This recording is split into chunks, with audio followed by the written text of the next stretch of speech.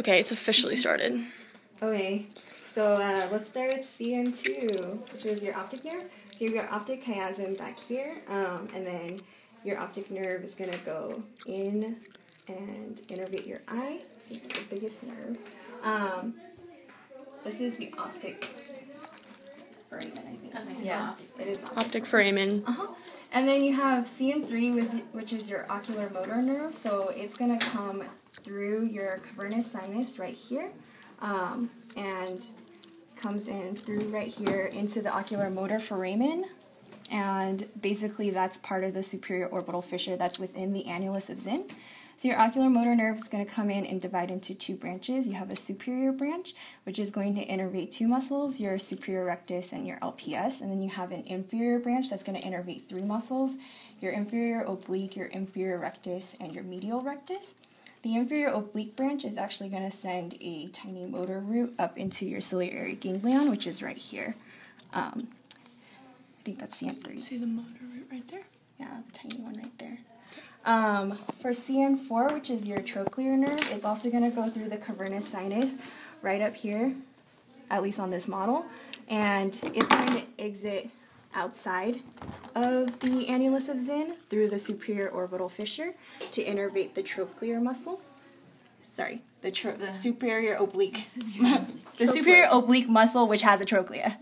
Yeah, so that's CN4. Let's see, CN5 is the trigeminal nerve, and it's going to have three branches.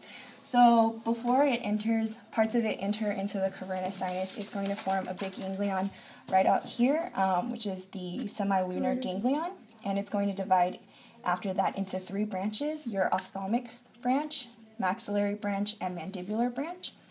The ophthalmic branch is going to divide further into three branches. It's going to divide into the frontal branch right here, and the lacrimal branch, and also the nasociliary branch, which is the only branch that goes within the annulus of Zinn.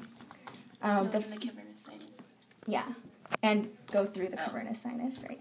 Actually, well, the entire ophthalmic and entire maxillary is supposed to go through the cavernous sinus according to a diagram, but not on this model. The frontal branch of the ophthalmic nerve is going to divide into supraorbital and supratrochlear. The lacrimal branch is going to divide into a superior branch and an inferior branch to innervate the lacrimal gland.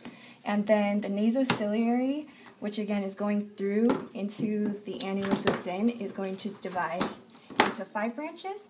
So you have a sensory root right here that enters into the ciliary ganglion, and then you have SPC, so short posterior ciliary nerves that come out of it. It's going to divide also into a long posterior ciliary branch, which also has further SPC coming out of it.